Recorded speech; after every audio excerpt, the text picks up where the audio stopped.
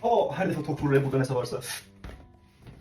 Yoxlamaq üçün aldım, görüm nəsə düzəldə bilərəmsə bunu gəlib çoxlu götürəcəm.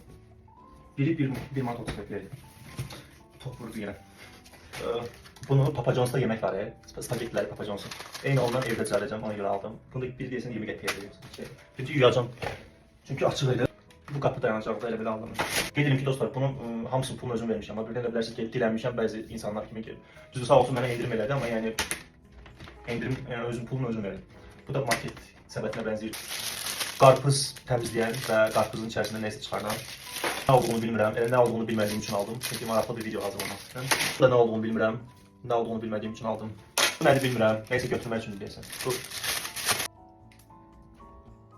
Valla bilmirəm nə üçün də, aldım sadəcə. Videolarda istifadə etmək üçün aldım. Bu da nəsə videolarda istifadə etmək üçün. Bu da axtarırsam tapmaq olmadan. Bu da nəsə estetik bir şeydir deyə J hərfi, J hərfi daha doğrusu. 1.90 idi bu. Bunu niyə aldım bilmirəm. Bu çox əla bir şeydir əslində, bundan çox almaq lazımdır. Tozu götürmək üçün. Bu lazım olur videolarda, toz eləmək üçün əslində, bu başqa nəysə lazım olur. Bunu mikrodalğa üçündür. Kanserojen olduğunu mən də bilirəm, amma nə bilirəm, aldım. Bu deyəsən şkafçı zaten nəysə kirini təmizləmək üçün aldım mən ehtimalı. Bu kanalizasiyadan su, kanalizasiyaya iyi gəlməsin deyə burası bu şəkildədir. Kanalizasiyadan iyi gəlməsin deyədir. Əslində məndə orijinal var, amma hər ehtimala qarşı aldım. Yəni, bu əşyanın formalı bərkitmək üçün, yerə bərkitmək üçün. Məndə evdə turnik var, turnikin altına qoyacağım.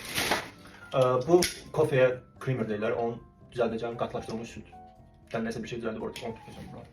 Bu da onun başqasını aldım, birdən qırlar.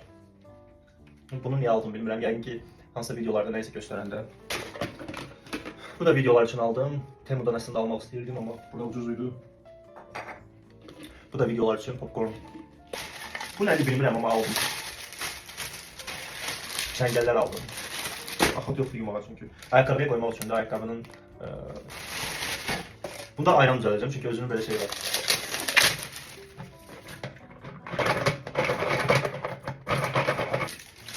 Bunu niyə aldım bilmirəm. Bu lazımlı bir şeydir əslində. Bu belə burger falan yeyəndə yanına sos qoymaq üçün. Kanalizasiya üçün, ayaqqabı üçün, kofe düzəldirəm bunu baxmıyorum. Nəsə, nə bilim valla bilmirəm. Baxa bilməkdir. Amma sos falan, misal üçün Sezar sosu da düzəldirsən, dökürsən içine.